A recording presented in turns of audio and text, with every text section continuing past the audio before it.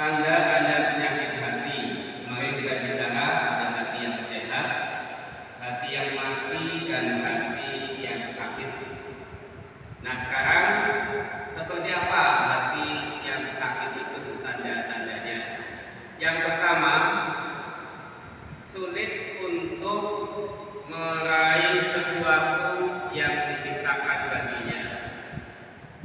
Artinya orang yang hatinya sakit itu sulit menerima keadaan yang ada.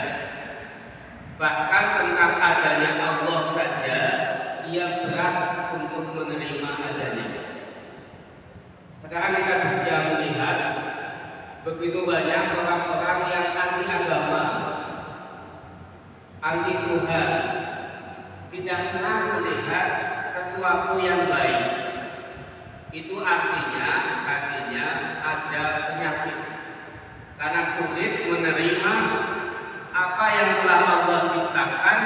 Bahkan hatinya tidak bisa menerima tentang adanya Tuhan. Ini adalah hati yang sakit. Kemudian apa yang ia ikuti? Ia hanya mengikuti hawa nafsunya, mengikuti pikirannya, logikanya, dan mengikuti hawa nafsunya. Sekarang banyak orang bicara hanya berdasarkan hawa nafsunya. Allah tanyakan dalam Quran surat Al-Furqan ayat 43, A'udzu billahi minasyaitonir rajim. Ara'aita man ittakhadha ilahahu hawahu afa anta taqulu 'alaihi wakila. Terangkanlah kepadaku tentang orang yang menjadikan hawa nafsunya sebagai ilahnya, maka apakah kamu dapat menjadi pemelihara atasnya? Ini yang pertama.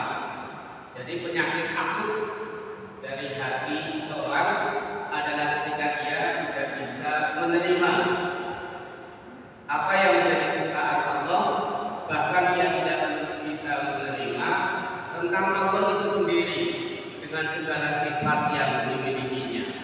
Maka pikirannya menjadi liar,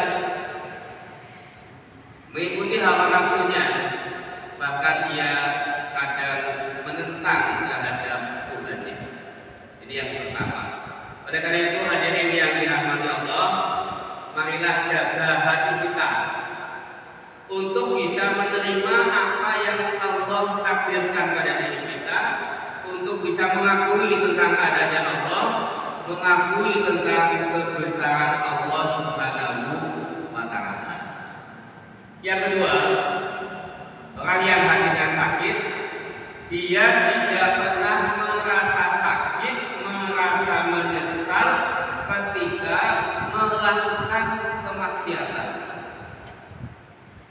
Jadi melakukan kejahatan itu begitu nikmatnya, tidak ada penyesalan, seakan-akan sesuatu yang biasa, yang lazim, yang sehari-hari dilakukannya, sehingga kemudian ia jauh dengan Tuhannya.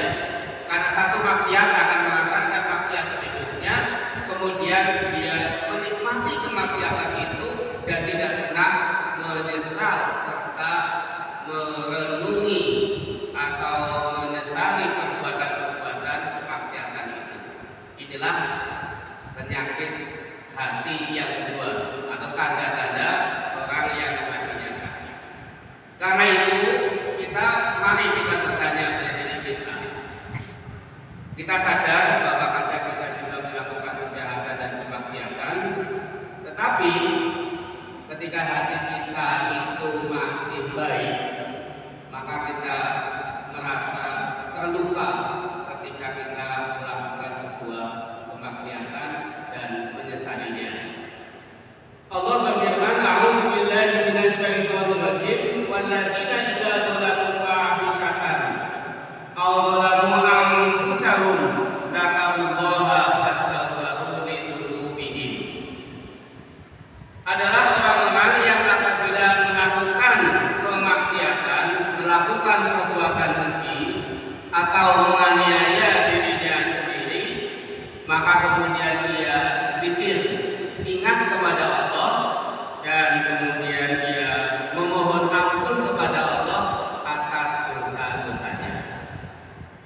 Karenanya, monggo Bapak Ibu hadirin yang dirahmati Allah, nasihat yang baik ini terutama bagi saya sendiri di bulan Ramadan marilah kita renungkan setahun perbuatan kita, banyak sekali salah dan dosa yang kita lakukan. Oleh karenanya marilah dengan ibadah puasa terus kita ingat kepada Allah dan memohon ampun kepada Allah Subhanahu wa taala atas dosa-dosa yang kita lakukan selama ini.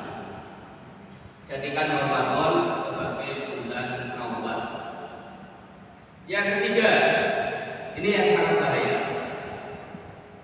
Orang yang sakit hatinya itu tandanya adalah ia tidak pernah merasa bahwa dirinya itu bodoh, jahil gitu ya.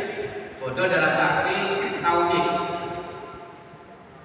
Kita banyak melihat orang yang begitu gagahnya merasa paling pintar, paling benar. Nah, ini adalah tanda-tanda penyakit hati. Karenanya kita harus waspada terhadap diri kita ketika kita sudah tidak bisa mendengar nasihat tadi dan selalu memiliki perasaan bahwa saya adalah yang paling benar.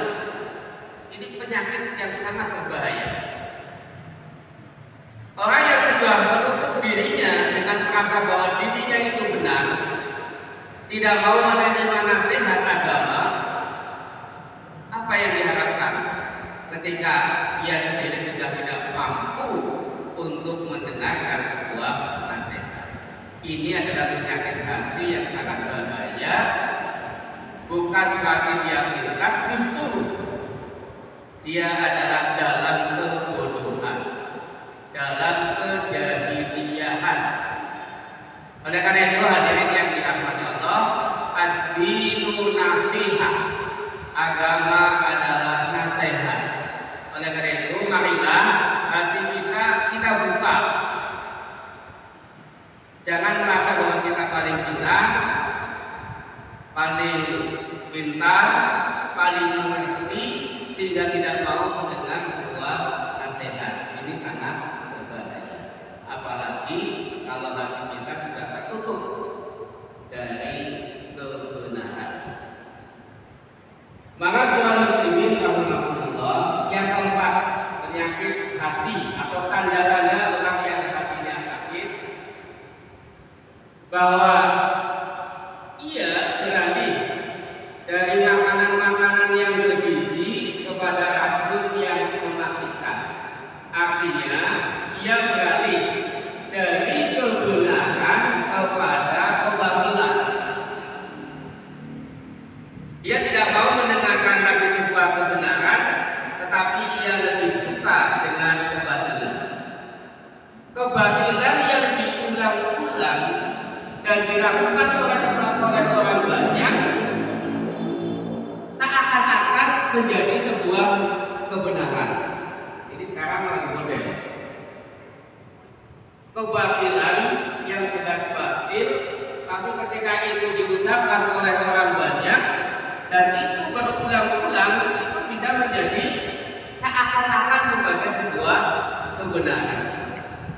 Oleh karena itu hadirin yang dirahmati Allah, janganlah kita tinggalkan kebenaran kemudian mengikuti kebatilan, tetapi marilah kita ikuti kebenaran dan tinggalkanlah kebatilan.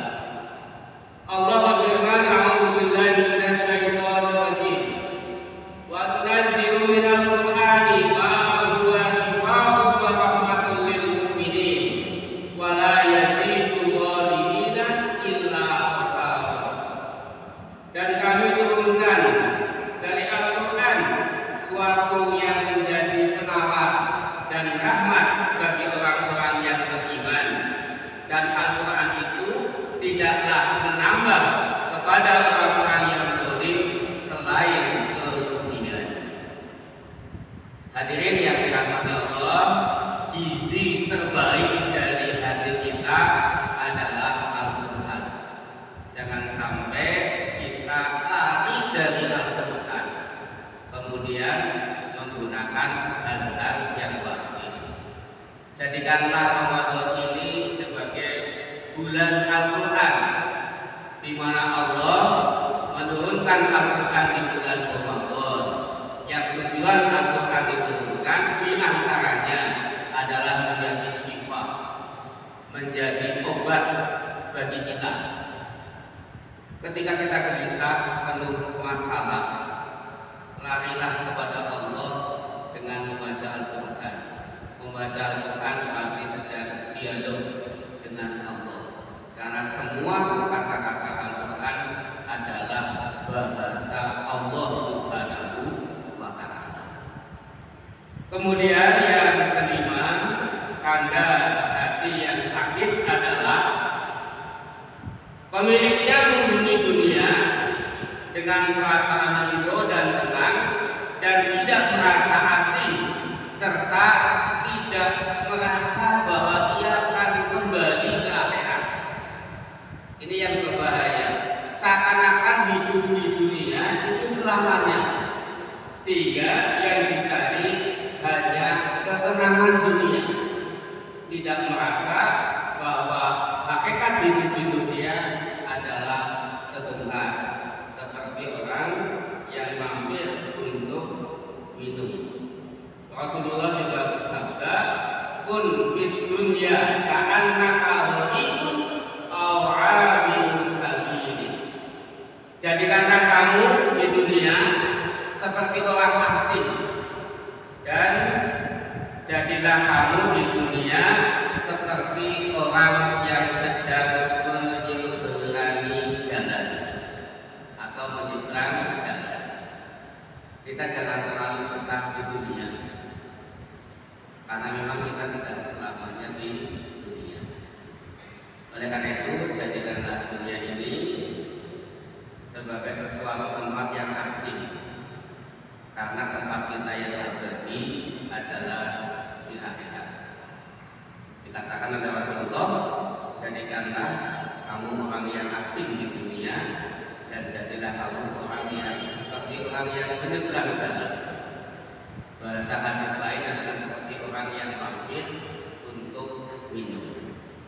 Hadirin yang dirahmati Allah, ini adalah sebuah nasihat yang sangat indah, sangat baik, terutama bagi diri saya sendiri dan